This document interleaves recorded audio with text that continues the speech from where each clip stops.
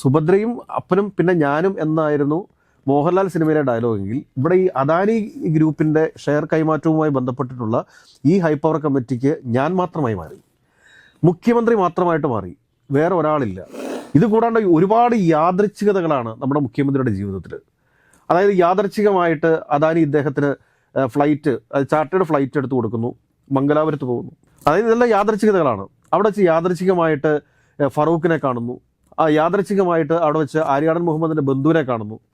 അവിടെ വളരെ യാദൃച്ഛികമായിട്ട് തന്നെ അദ്ദേഹത്തിന് അവിടെ വെച്ചിട്ട് ഈ പറഞ്ഞ അദാനി ഗ്രൂപ്പിൻ്റെ പ്രസിഡന്റിനെ കാണുന്നു. ഒരു വർഷം ആയാലും ഇപ്പം ഈ ഇതിൻ്റെ കൊമേഴ്ഷ്യൽ ഓപ്പറേഷൻസ് സ്റ്റാർട്ട് ചെയ്തിട്ട് എന്തിനാണ് ഒരു വർഷം വരെ അദാനി ഗ്രൂപ്പ് ഈ പറഞ്ഞ ഒരു ഷെയർ സെല്ല് ചെയ്യാനോ അല്ലെങ്കിൽ ഷെയർ ഫ്ലോട്ട് ചെയ്യാനോ മുതിരാതിരുന്നത്? ഒരു ബിസിനസ് സിൻഡിക്കേറ്റ് കേരളത്തിൽ രൂപം കൊണ്ടിരിക്കുന്നു. ഈ ബിസിനസ് സിൻഡിക്കേറ്റാണ് ഇവിടെ കാര്യങ്ങൾ തീരുമാനിക്കുന്നത്. മുഖ്യമന്ത്രിയെ സംബന്ധിച്ചിട്ട് മുഖ്യമന്ത്രി അവരുടെ കയ്യിലെ ഒരു പാവ മാത്രമായിട്ട് മാറിയിട്ടുണ്ടോ എന്ന് നമ്മൾ സംശയിക്കേണ്ടിയിരിക്കുന്നു. നമസ്കാരം. വിഴിഞ്ഞം അന്താരാഷ്ട്ര തുറമുഖത്തിൻ്റെ ഓഹരി കൈമാറ്റവുമായി ബന്ധപ്പെട്ട് ഒരു ട്രസ്റ്റ്, ഒരു സമിതി രൂപീകരിക്കപ്പെട്ടിട്ടുണ്ട്, ഒരു ഹൈ പവർ കമ്മിറ്റി. നമുക്ക് പല വകുപ്പുകൾ ചേർന്നിട്ടുള്ള വകുപ്പ് സെക്രട്ടറിമാരടക്കമുള്ള ഈ കമ്മിറ്റിയെ നയിക്കുന്നത് മുഖ്യമന്ത്രിയാണെന്ന് പറയാം. അപ്പം അങ്ങനെ വരുമ്പോൾ നമുക്കറിയാം സംസ്ഥാന സർക്കാരിൻ്റെ ഒരു നയമായിരിക്കാം ഈ ഹൈ പവർ കമ്മിറ്റിയുടെ തീരുമാനമായിട്ട് വരാൻ കൂടുതൽ സാധ്യത. എങ്കിലും അവർ പഠിച്ച അവരുടേതായ ഒരു നിർദ്ദേശം വരും. ഈ ഓഹരി കൈമാറ്റത്തിൽ ഏറ്റവും നിർണായകമാകാൻ പോകുന്നത് ഈ കമ്മിറ്റിയുടെ തീരുമാനം അല്ലെങ്കിൽ അവരുടെ ഒരു മറുപടി ആയിരിക്കാം. അപ്പം അങ്ങനെ പോകുമ്പോൾ നമുക്കറിയാം മുഖ്യമന്ത്രിയാണ് ഇതിനെ നിയന്ത്രിക്കുന്നത്. അപ്പോൾ ഈ ഹൈ പവർ കമ്മിറ്റിയുടെ ഒരു നിലപാട് ഏത് ആംഗിളിലായിരിക്കും വരാൻ സാധ്യത? അതായത് മോഹൻലാൽ സിനിമയായിട്ടുള്ള ആറാം തമ്പുരാൻ ഭയങ്കര ഹിറ്റായിരുന്നു. അതിനകത്ത് കൊളപ്പുള്ളി അപ്പൻ, ഈ കൊളപ്പുള്ളി അപ്പനായിട്ട് നരേന്ദ്രപ്രസാദാണ് അന്ന് അഭിനയിച്ചിരുന്നത്. അപ്പോൾ അന്ന് അവരുടെ അമ്പലവുമായി ബന്ധപ്പെട്ടൊരു പ്രശ്നം നടക്കുന്ന സമയത്ത് അവർ ഒരു ട്രസ്റ്റിൻ്റെ കീഴിലാണിത്, ആ ട്രസ്റ്റ് തീരുമാനിക്കുന്ന പോലെ ആയിരിക്കും കാര്യങ്ങൾ എന്ന് പറയുന്നുണ്ട്. അപ്പോൾ അതിനകത്ത് നരേന്ദ്രപ്രസാദിനോട് ചോദിക്കുന്നുണ്ട്, ഗണേഷ് കുമാർ ആണ് അതിൻ്റെ അകത്ത് ASP ആയിട്ട് അഭിനയിക്കുന്നത്. അപ്പോൾ അദ്ദേഹം ചോദിക്കുന്നുണ്ട് ട്രസ്റ്റിൽ ആരൊക്കെയാണ് ഉള്ളതെന്ന് ചോദിക്കുന്നുണ്ട്. അപ്പോൾ ഞാനും അപ്പനും പിന്നെ സുഭദ്രയും എന്ന് പറയുന്നുണ്ട്. അപ്പോൾ അതിനകത്ത് 3 പേരുണ്ടായിരുന്നു. പക്ഷേ ഇവിടുത്തെ കാര്യം എങ്ങനെയാണെന്ന് ചോദിച്ചു കഴിഞ്ഞാൽ ഈ ഒരു ഹൈ പവർ കമ്മിറ്റി, ഈ ഹൈ പവർ കമ്മിറ്റി എന്ന് വെച്ചാൽ ധനകാര്യ വകുപ്പ്, തുറമുഖ വകുപ്പ്, നിയമവകുപ്പ്, ഈ 3 വകുപ്പുകൾ ചേർന്ന ഹൈ പവർ കമ്മിറ്റിയാണുള്ളത്.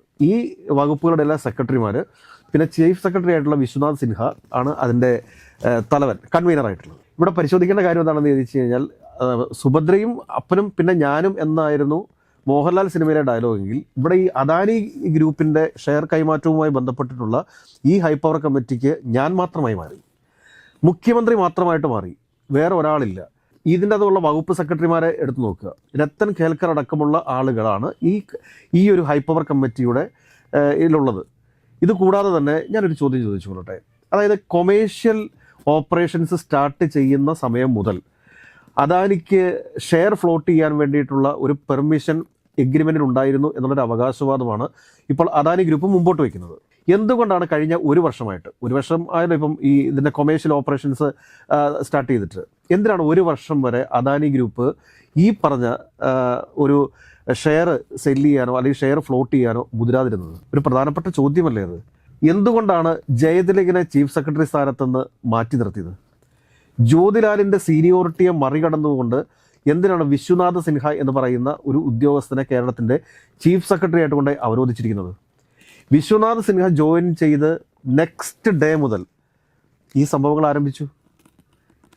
ഇമ്മീഡിയറ്റ് ആയിട്ട് തന്നെ, അതായത് ബക്കാടി വിഷയത്തിൽ നടന്നതിന് സമാനമായിട്ടുള്ള രീതിയിൽ തന്നെയാണ് ഇവിടെയും ഫയലുകൾ നീങ്ങിയിട്ടുള്ളത്. ഇത് മുഖ്യമന്ത്രി അറിയാതെയാണ് ഈ പറഞ്ഞ ഒരു ഓഹരി കൈമാറ്റം നടന്നിട്ടുള്ളതെന്ന് ആരെങ്കിലും വിശ്വസിക്കുന്നുണ്ടോ? പത്രവാർത്തകളിൽ അറിഞ്ഞതെന്നാണ് മുഖ്യമന്ത്രി പിന്നീട് പറഞ്ഞത്. ഒരു കാരണവശാലില്ല. അങ്ങനെ ഉണ്ടെങ്കിൽ ഞാനൊരു കാര്യം ചോദിച്ചിട്ട്, പത്രവാർത്തകളിലൂടെയാണ് മുഖ്യമന്ത്രി ഈ വിഷയം അറിയുന്നത് എന്നുണ്ടെങ്കിൽ മുഖ്യമന്ത്രി ഫേസ്ബുക്കിൽ കൂടെയാണോ അതൃപ്തി അറിയിക്കേണ്ടത്? ഒരു ഫേസ്ബുക്കിൽ ഒരു കുറിപ്പിട്ടുകൊണ്ടാണോ മുഖ്യമന്ത്രി അദാനിയെ അതൃപ്തി അറിയിക്കേണ്ടത്? അദാനിയെ മുഖ്യമന്ത്രി അതൃപ്തി അറിയിക്കേണ്ടത് എങ്ങനെയാണ്? ഒന്നുകിൽ അവർക്ക് കൃത്യമായിട്ട് ലെറ്റർ എഴുതണം, അല്ലെങ്കിൽ അതൊരു എഗ്രിമെൻ്റ് വയലേഷൻ ആണെങ്കിൽ ആ എഗ്രിമെൻ്റ് ക്യാൻസൽ ചെയ്യുന്ന നിയമ നടപടികളിലേക്കല്ലേ പോകേണ്ടത്?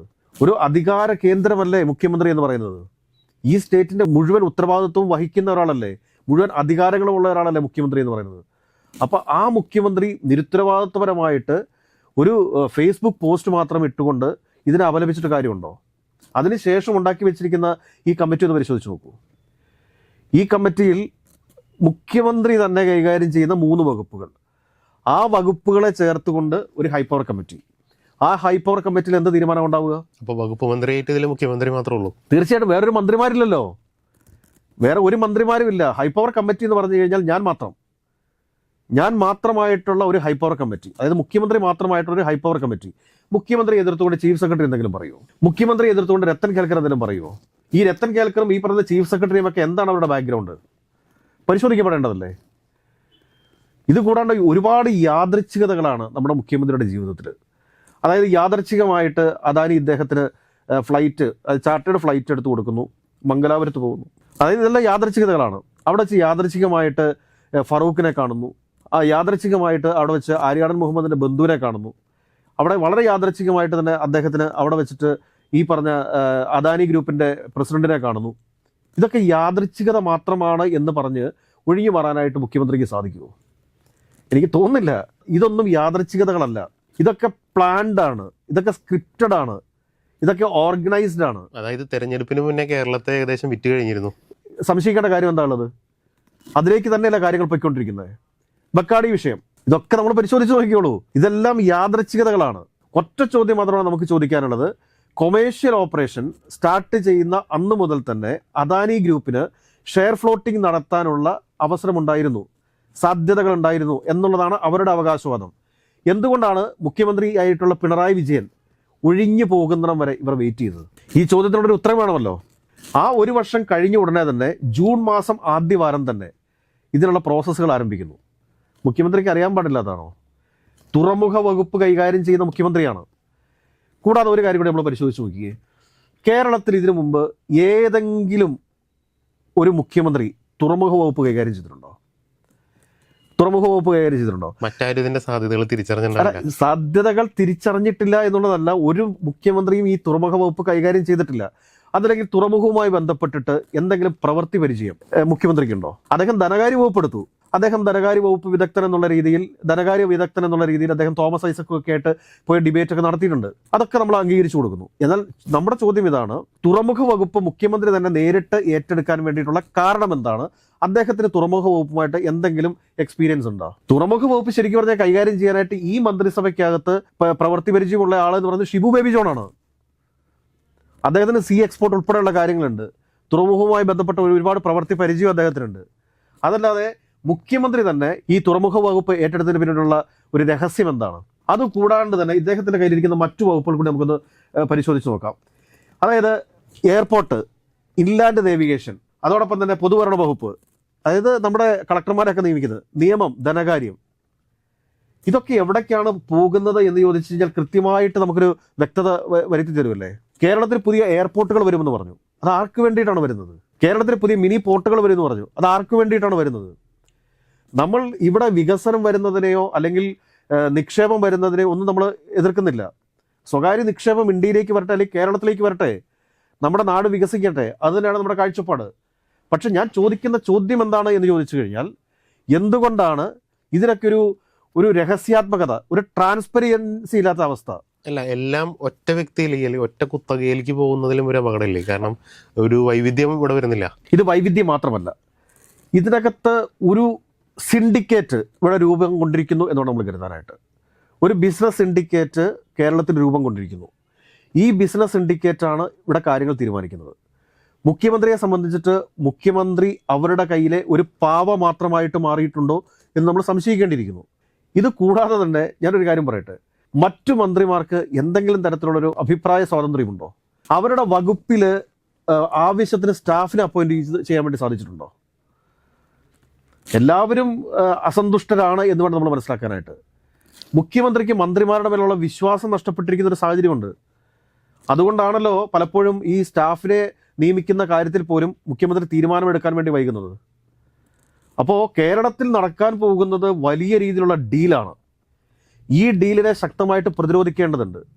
അതുകൂടാതെ തന്നെ ഞാനൊരു കാര്യം ചോദിച്ചോളട്ടെ, വെറും ഒരു പ്രൈവറ്റ് ലിമിറ്റഡ് കമ്പനി മാത്രമായിട്ടുള്ള ഈ അദാനി ഗ്രൂപ്പ് എന്തിനു വേണ്ടിയിട്ടാണ് ഇപ്പോൾ സെബിയെ സമീപിച്ചിരിക്കുന്നത്? ഈ കോർപ്പറേറ്റ് അഫയേഴ്സുമായി ബന്ധപ്പെട്ടിട്ടുള്ള കാര്യങ്ങളാണെങ്കിൽ അത് മിനിസ്ട്രി ഓഫ് കോർപ്പറേറ്റ് അഫയേഴ്സിനെയാണ് സമീപിക്കേണ്ടത്. ഇനി മറിച്ച് ഈ ഫോറിൻ ട്രാൻസാക്ഷനുമായി ബന്ധപ്പെട്ടുള്ള കാര്യമാണെങ്കിൽ ഒരു ബാങ്കിനെ ഇൻറ്റിമേറ്റ് ചെയ്ത് കഴിഞ്ഞാൽ ആ ബാങ്ക് തന്നെയാണ് റിസർവ് ബാങ്കിൻ്റെ പെർമിഷനും കാര്യങ്ങളൊക്കെ എടുക്കുന്നത്. അതിൻ്റെ ഉള്ള എല്ലാ പെർമിഷൻസും ഓൾറെഡി അദാനി ഗ്രൂപ്പിന് ഉണ്ടാവുകയും ചെയ്യും. അപ്പോൾ എന്തിനു വേണ്ടിയിട്ടാണ് സെബിയെ സമീപിച്ചിരിക്കുന്നത്? സെബിയെ സമീപിച്ചിരിക്കുന്നത് എന്തിനു വേണ്ടിയിട്ടാണ് എന്ന് ചോദിച്ചു കഴിഞ്ഞാൽ, ഈ പറഞ്ഞ കമ്പനി 3 വർഷം പിന്നിട്ടിട്ടുണ്ട്. അപ്പോൾ ഈ കമ്പനീനെ ലിമിറ്റഡ് ആക്കി മാറ്റി ഇതിൻ്റെ ഷെയർസ് ഫ്ലോട്ട് ചെയ്യാൻ വേണ്ടിയിട്ട് തന്നെയാണ്. അത് വെറുതെ ഉള്ളൊരു സമീപനമല്ലത്. ആ ഒരു കാര്യം മനസ്സിലാക്കേണ്ടത് എന്താണെന്ന് ചോദിച്ചു കഴിഞ്ഞാൽ, കേരളത്തിൻ്റെ പൊതുബോധത്തിലേക്ക് അടുത്തതായിട്ട് അടിച്ചേൽപ്പിക്കാൻ പോകുന്ന ഒരു കാര്യം എന്താണെന്ന് ചോദിച്ചു കഴിഞ്ഞാൽ, ഇതിനകത്ത് നടന്നിട്ടുള്ള കരാർ ലംഘനങ്ങളോ നിയമവിരുദ്ധമായിട്ടുള്ള നടപടികളോ ഒന്നും ആയിരിക്കില്ല. കേരളത്തിലേക്ക് 13,000 കോടി രൂപയുടെ വികസനം വരാൻ പോകുന്നു. അത് കേരളത്തിലേക്കാണോ വരുന്നത്? അദാനിയുടെ പോക്കറ്റിലേക്കല്ലേ പോകുന്നത്?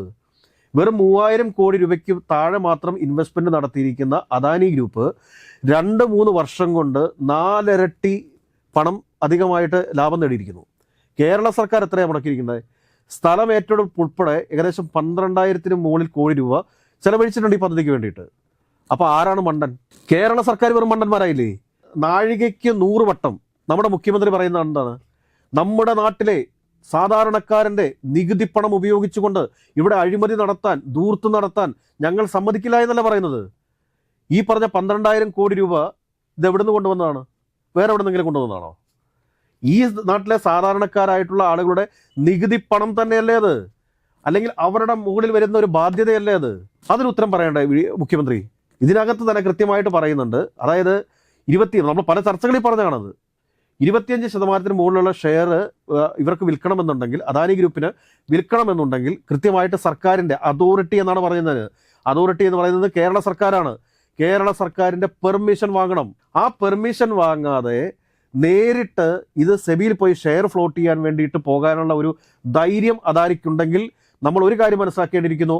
അദാനിയുടെ ചങ്ങാതിയാണ് കേരളത്തിൻ്റെ മുഖ്യമന്ത്രിയായിട്ടുള്ള VD സതീശൻ എന്ന കാര്യത്തിൽ ഒരു സംശയവും വേണ്ട. കേരളം അതീവമായിട്ട് ജാഗരൂകരായിട്ട് ഇരിക്കേണ്ട ഒരു സമയമാണിത്. കേരളത്തിൻ്റെ പൊതുബോധത്തെ വീണ്ടും മാനിപ്പുലേറ്റ് ചെയ്യുന്ന രീതിയിലേക്ക് പോയി കഴിഞ്ഞാൽ കേരളത്തിലെ പൊതുസമൂഹത്തോട് പറയാനുള്ളത് പോകുന്നത് സർവനാശത്തിലേക്കായിരിക്കും എന്നുള്ള യാഥാർത്ഥ്യം ഇനിയെങ്കിലും നിങ്ങൾ മനസ്സിലാക്കുക.